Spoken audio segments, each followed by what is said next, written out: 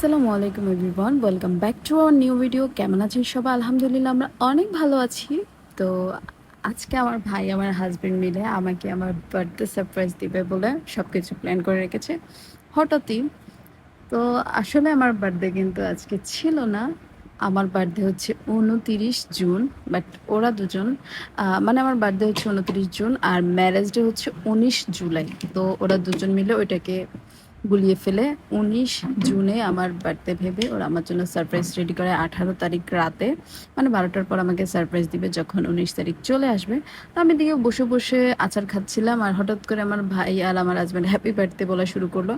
আমার তো সবসময় বার্থডে মনে থাকে, আমি অনেক এক্সাইটেড থাকি বার্থডের সময়, নিজে নিজেই গিফট খুঁজি। আমি তো পুরো অবাক হয়ে গেলাম, কিরে ওরা এমন করলো কেন? পরে দেখলাম যে ওরা আমাকে কিন্তু এর আগে বারবার বলছিল যে রেডি হতে, রেস্টুরেন্টে খেতে যাবে।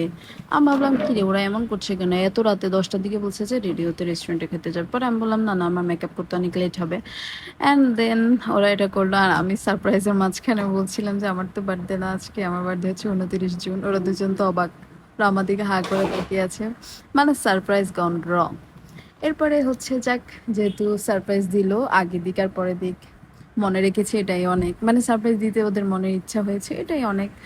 যাই হোক, এরপর আমরা কেক কাটি আর আমার হাজব্যান্ড আমার জন্য অনেক সুন্দর একটা শাড়ি গিফট করে। যেহেতু আমি শাড়ির জন্য প্রচুর প্রচুর প্রচুর পাগল, মানে শাড়ির দাম যতই হোক, দামি কম দামি যেরকমই হোক, শাড়ি হইলেই আমি খুবই খুশি। তো আমার হাজব্যান্ড ট্রাই করে আমাকে প্রতি বছর 2 থেকে 3টা শাড়ি গিফট করার। ঈদে গিফট করে 2টা, ঈদে 2টা, আর এমনিতেও যে কোনো অনুষ্ঠান হোক অথবা আমার বার্থডে, ম্যারেজ ডে, যে কোনো স্পেশাল ডে থাকুক, সে আমাকে শাড়ি দেওয়া ট্রাই করে।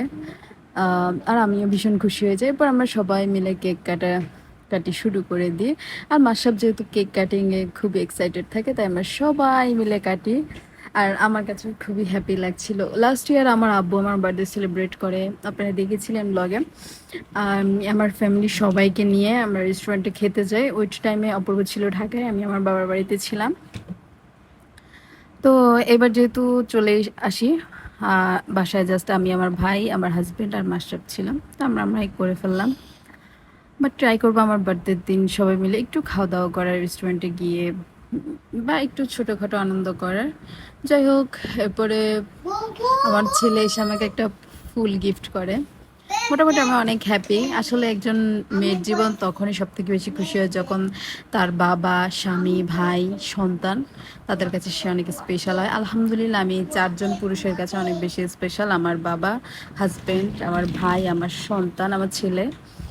এরপর দিন শুক্রবার ছিল, তো আমরা সবাই অনেক দিন ফুচকা খাই না। তো আমি আমার ভাইকে বললাম এখানে অনেক ঝাল করে ফুচকা পাওয়া যায়, চল আমরা যাই খেয়ে আসি। ও তো ঝাল খাওয়ার প্রচুর পাগল, তো আমরা যাই। তো অপূর্ব যেহেতু ফুচকা খায় না, ও দাঁড়িয়েছিল, আমরা 2 ভাই বোন খেলাম। আর এই দোকানদারের ফুচকাটা আমি প্রতি শুক্রবারে ট্রাই করি খাওয়ার, মাঝে মধ্যে মিস করি। মানে খুবই ভালো হয় আর অনেক হাইজিনিক মেনটেন করে। এদিকে ইয়ারার নাম ছিল আমার বেবি গার্ল। অ্যান্ড দেন ওরা বার্গার খায়, বার্গারটা খুবই বাজে ছিল। আমি বারবার বলছিলাম যে রেস্টুরেন্ট ছাড়া বার্গার খেতে ভালো লাগবে না। স্ট্রিট ফুড বলতে ফুচকা, চটপটি এগুলোই ভালো লাগে, এরকম রেস্টুরেন্টের খাবারগুলো ভালো লাগে না। দেন অপূর্ব আসার সময় একটা কাঁঠাল নিয়ে আসে, কাঁঠালটাও ভালো ছিল। এরপর মাসাব আমাকে হঠাৎ করে বলে যে তারা একটা ভিডিও করতে, সে জুতা পরবে আর গান গাইবে, আমি যেন তার ভিডিও করি। ছেলেটা আস্তে আস্তে একটু সিনেমেটিক হয়ে যাচ্ছে। অ্যান্ড দেন আমরা পরদিন সবাই ছোলা, বুট, মুড়ি এগুলো খাচ্ছিলাম। এরপর চা খেলাম। সো পরবর্তী দেখার জন্য থ্যাংকস, আল্লাহ হাফেজ।